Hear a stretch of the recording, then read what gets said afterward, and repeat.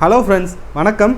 இந்த studio apartment அப்படிங்கிற வேர்டை ரீசன்ட் டைமில் நீங்கள் நிறைய இடத்துல கேள்விப்பட்டிருக்கலாம். இந்த ஸ்டுடியோ அபார்ட்மெண்ட் அப்படின்னா என்ன, நார்மல் அப்பார்ட்மெண்ட்டுக்கும் இந்த ஸ்டுடியோ அபார்ட்மெண்ட்டுக்கும் இருக்க வித்தியாசம்லாம் என்ன, இந்த ஸ்டுடியோ அபார்ட்மெண்ட்டில் இருக்க பெனிஃபிட்ஸ் என்ன, டிஸ்அட்வான்டேஜஸ் என்ன, 3 லட்சம் 4 லட்சம் 5 லட்சத்துக்குலாம் ஸ்டுடியோ அபார்ட்மெண்ட் கிடைக்குது அப்படின்னு சொல்கிறாங்களே, அதெல்லாம் உண்மைதானா அப்படின்னு ஃபுல் டீட்டெயில்ஸும் இந்த வீடியோவில் நம்ம பார்க்க போகிறோம். அதனால் இந்த வீடியோவை ஸ்கிப் பண்ணாமல் கடைசி வரைக்கும் முழுசாக பாருங்கள். இப்போ தான் நம்ம சேனலுக்கு ஃபஸ்ட் டைம் வரீங்க அப்படின்னா நம்ம சேனலுக்கு சப்ஸ்கிரைப் பண்ணி கூடவே அந்த பெல் ஐகானையும் கிளிக் பண்ணிக்கோங்க. வாங்க வீடியோக்குள்ள போகலாம். இந்த ஸ்டுடியோ அபார்ட்மெண்ட் அப்படின்னா என்னன்னு தெரிஞ்சுக்கிறதுக்கு முன்னாடி நம்ம அபார்ட்மெண்ட் அப்படின்னா என்ன அப்படிங்கறது ஒரு தடவை பார்த்தரலாம். இந்த அபார்ட்மெண்ட் அப்படிங்கிறது மல்டிபிள் ஃப்ளோர்ஸால உருவான ஒரு பில்டிங். இந்த பில்டிங்க்கு பார்த்தீங்க அப்படின்னா பார்க்கிங் வந்து காமனாக தான் இருக்கும்.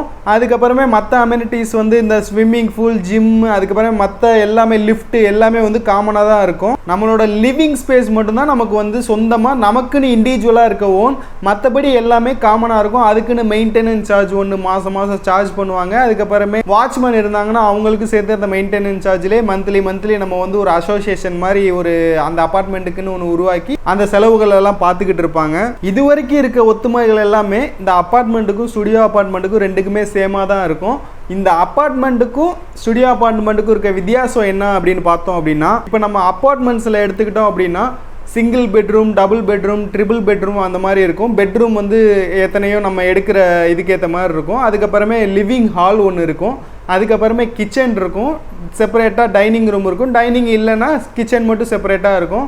அதுக்கப்புறமே டாய்லெட் இருக்கும், பூஜா இருந்தால் இருக்கும். ஆனால் இந்த ஸ்டுடியோ அபார்ட்மெண்ட்ங்கிறது என்னன்னு பார்த்தோன்னா ஒரே ஒரு பெரிய ஒரு ஹால் மட்டும்தான் இருக்கும். இந்த ஹாலில் என்ன பண்ணியிருப்பாங்க அப்படின்னா செப்பரேட்டாக கிச்சன் வந்து ஒரு மூலையில் ஒரு செப்பரேட் பண்ணி வச்சுருப்பாங்க. ஒரு சின்னதாக கார்ட்போர்டில் மட்டும் ஒரு தடுத்த மாதிரி இது பண்ணியிருப்பாங்க. அப்படி இல்லைனா அது வந்து ஒரு ஓப்பனாகவே இருக்கும். அதுக்கப்புறம் பெட்ரூம் பார்த்தீங்கன்னா அது ஒரு மூலையில் அது பெட்டு மட்டும் தனியாக கிடக்கும். லிவிங் ஹால் அப்படின்னு சொல்லிட்டு அதுவும் அதிலே தான் இருக்கும். இந்த ஒரே ஒரு பெரிய ரூம், அந்த ரூம்குள்ளே வந்துட்டு செப்பரேட்டாக இருக்கும். இதில் என்னென்னா டாய்லெட் மட்டும் தனியாக நம்ம அப்பார்ட்மெண்ட்டில் இருக்க மாதிரியே செப்பரேட்டாக இருக்கும், டாய்லெட்டும் பாத்ரூமும். மித்தபடி இது எல்லாமே ஒரே ஹால்குள்ளே இருக்கும். இது வந்து ஒரு சின்ன காம்பேக்டான இடத்துலையே நம்ம எல்லாத்தையுமே யூஸ் பண்ணிக்கிற மாதிரி இருக்கும். இதுதான் வந்து ஸ்டுடியோ அப்பார்ட்மெண்ட்டுக்கும் இருக்க ஒரு வித்தியாசம். நடுவில் வந்து பார்ட்டிஷன் வால் எதுவுமே இருக்காது.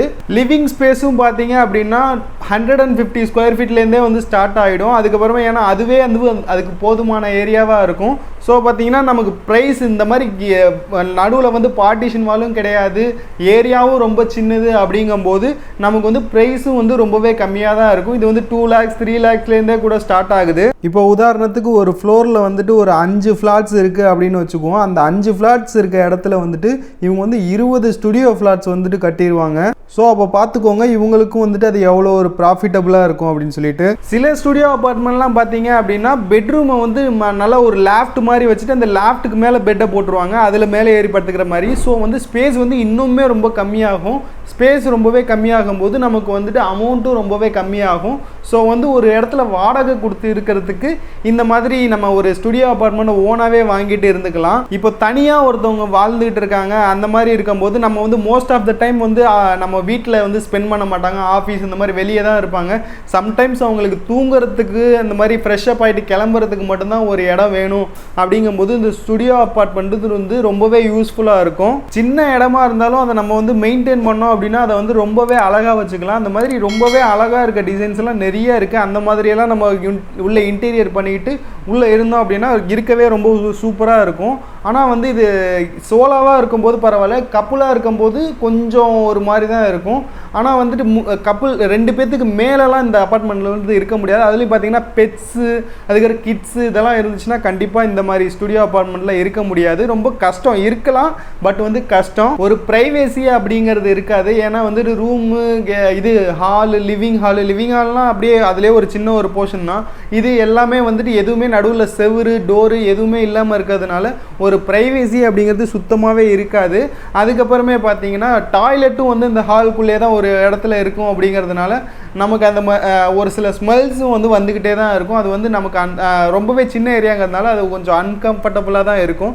அதுக்கப்புறம் கிச்சன்லேயுமே நம்ம வந்து எதாவது சமைக்கிறோம் அப்படின்னா ஏதாவது அந்த புகையெல்லாம் இருக்குது பார்த்தீங்களா, அதெல்லாம் வந்துட்டு என்ன தான் எக்ஸாஸ்ட்லாம் வச்சாலும் அது வந்து அந்தளவுக்கு வெளியே போகாது, உள்ளே சுற்றிக்கிட்டே தான் இருக்கும்.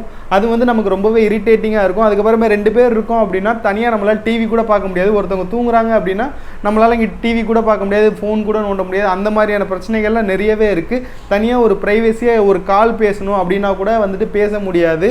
அந்த மாதிரியான டிஸ்அட்வான்டேஜ்லாம் நிறையவே இருக்குது. அதுக்கப்புறமே குழந்தைங்கள்லாம் அங்கிட்டு இங்கிட்டு ஓடி விளையாடுறது அதெல்லாம் வந்து சுத்தமாக முடியாது. ஏதாவது ஒரு பார்ட்டி, ஒரு சின்ன ஒரு பார்ட்டி அரேஞ்ச் பண்ணுவோம் அப்படின்னா கூட இந்த ஸ்டுடியோ அப்பார்ட்மெண்ட்ல வந்துட்டு ஒரு முடியாத காரியம். அதுக்கப்புறம் பெட்ஸும் வளர்க்குறோம் அப்படின்னாலும் இந்த ஒரு சின்ன ஏரியாவுக்குள்ளே பெட்ஸ் வளர்க்குறது அப்படிங்கிறது ரொம்பவே ஒரு கஷ்டமான விஷயம். இந்த மாதிரி நிறைய டிஸ்அட்வான்டேஜஸ் வந்து ஸ்டுடியோ அப்பார்ட்மெண்ட்டில் இருந்தாலும் நம்ம வந்து வாடகை கொடுத்து ஒருத்தவங்க கஷ்டப்பட்டுட்டு இருக்காங்க அப்படிங்கும்போது வாடகை கொடுக்கறதுக்கு பதிலாக இந்த மாதிரி ஒரு அப்பார்ட்மெண்ட்டை ஓன் பண்ணிக்கிறது வந்து அவங்களுக்கு வந்து ரொம்பவே யூஸ்ஃபுல்லாக இருக்கும். ஒரு சிலருக்கு தான், மற்றவங்களுக்கு வந்து இது செட் ஆகாது. ஒரு சிலர் செட் ஆகுறவங்க வந்து இதை ட்ரை பண்ணி பார்க்கலாம். ஆரம்ப காலகட்டத்தில் இந்த ஸ்டுடியோ அப்பார்ட்மெண்ட்டுங்கிறது அமெரிக்கா, லண்டன், சிங்கப்பூர், அப்புறம் ஜப்பான், சைனா இந்த மாதிரியான இடங்கள்ல தான் இருந்துச்சு. அதுக்கப்புறம் இந்தியாவுக்கும் வந்து இந்தியாவிலையும் மும்பை அந்த மாதிரி பெரிய சிட்டிஸ்லலாம் இருந்துச்சு. இப்போ பார்த்தீங்கன்னா சென்னை, கோயம்புத்தூர் அந்த மாதிரி நம்ம தமிழ்நாட்டிலையுமே எல்லா இடத்துலையுமே இந்த ஸ்டுடியோ அப்பார்ட்மெண்ட் அப்படிங்கிறது வந்துருச்சு. நிறைய இடத்துல வந்து 6 lakhs 7 lakhsக்கெல்லாம் சென்னையில் வந்துட்டு அப்பார்ட்மெண்ட்ஸ் போட்டுட்டு இருக்காங்க. யாராச்சும் சிங்கிளாக சோலோவாக இருக்கிறீங்க, இல்லை ஒரு கப்புலாக இருக்கிறீங்க, நான் வந்து மோஸ்ட்லி வந்து இங்கே ஸ்பெண்ட் பண்ண மாட்டேன் அப்படின்னு இருக்கவங்க இதை நீங்கள் வந்து தாராளமாக வாங்கலாம். ஒர்த் ஃபார் பையிங் அப்படின்னு தான் சொல்லலாம். இருந்தாலும் வந்து பார்த்தீங்கன்னா கப்புளுக்கு மேலே யாராவது ஒருத்தர் இருந்தால் கூட இந்த ஸ்டுடியோ அப்பார்ட்மெண்ட் அப்படிங்கிறது செட் ஆகாது. அதுக்கப்புறமே பார்த்தீங்கன்னா உங்கள்கிட்ட திங்ஸ் நிறையா இருக்குது. திங்ஸ் நிறையா இருக்குன்னு இல்லை, ஓரளவு உங்கள்கிட்ட திங்ஸ் இருக்குது அப்படின்னாலே இந்த ஸ்டுடியோ அப்பார்ட்மெண்ட் உங்களுக்கு செட் ஆகாது. ஏன்னா வந்து இதே பார்த்தீங்கன்னா மேக்ஸிமம் ஒரு 200-250 ஸ்கொயர் ஃபீட் தான் இருக்குங்கும்போது அதுக்குள்ளே என்ன திங்ஸ் வைக்க முடியும்? ஏன்னா ஏற்கனவே பெட் இருக்கும், ஒரு சைடில் கிச்சன் இருக்கும், அது போக பார்த்தீங்கன்னா கொஞ்சோண்டு இடம் தான் வந்துட்டு எம்டியாகவே இருக்கும். மற்ற எல்லா இடமே யூட்டிலைஸ் பண்ணி தான் நம்ம வச்சுருப்போம். ஸோ வந்து உங்கள்கிட்ட திங்ஸ், பீரோ அந்த மாதிரி நிறைய டைனிங் டேபிள் அந்த மாதிரி நிறைய இருக்குது அப்படின்னா இங்கே வந்து அதெல்லாம் கண்டிப்பாக யூஸ் பண்ணவே முடியாது. ஸோ வந்து நீங்கள் இதெல்லாம் இந்த மாதிரி இருக்குது உங்கள்கிட்ட நிறைய திங்ஸ், அதெல்லாம் வச்சுட்டு நீங்கள் வாங்கணும் அப்படின்னு ஆசைப்பட்டீங்கன்னா இதை வந்து கண்டிப்பாக தவிர்த்துருங்க. அதுக்கப்புறமே பார்த்தீங்கன்னா டாய்லெட்டுமே ரொம்ப காம்பேக்டாக தான் இருக்கும். வந்துட்டு நம்ம இது வெஸ்டர்ன் சீட்டர் இருக்கும். அதுக்கப்புறமே பார்த்தீங்கன்னா ஒரு ஆள் நின்றுட்டு குளிக்கிற அளவுக்கு தான் வந்துட்டு உள்ள கேப் இருக்கும். ஏதாவது ஒரு சின்னதாக நீங்கள் ட்ரெஸ் வாஷ் பண்ணணுன்னா கூட நீங்கள் உங்களால் மேனுவலாக வந்து வாஷ் பண்ண முடியாது. நீங்கள் வாஷிங் மிஷின் தான் வச்சுட்டு வாஷ் பண்ணிக்கிற மாதிரி இருக்கும். அதுக்கப்புறமே பார்த்தீங்க அப்படின்னா மெயின்டெனன்ஸ் சார்ஜ், மற்ற சார்ஜஸ்லாம் இருக்குது பார்த்தீங்களா, அது வந்து நார்மலாக அப்பார்ட்மெண்ட்டில் இருக்க அதே மெயின்டெனன்ஸ் சார்ஜ், இதெல்லாம் வந்து மந்த்லி மெயின்டெனன்ஸ் சார்ஜ் வந்து இதுலேயுமே இருக்கும். ஸோ வந்து ஸ்டுடியோ அப்பார்ட்மெண்ட்டே வாங்குறீங்க அப்படின்னாலும் கொஞ்சம் பட்ஜெட்டான ஒரு ஸ்டுடியோ அப்பார்ட்மெண்ட் வாங்குங்க. இதுலேயுமே ஸ்டுடியோ அப்பார்ட்மெண்ட்லையுமே நிறைய லக்ஸரியஸான ஸ்டுடியோ அப்பார்ட்மெண்ட்ஸ்லாம் இருக்குது.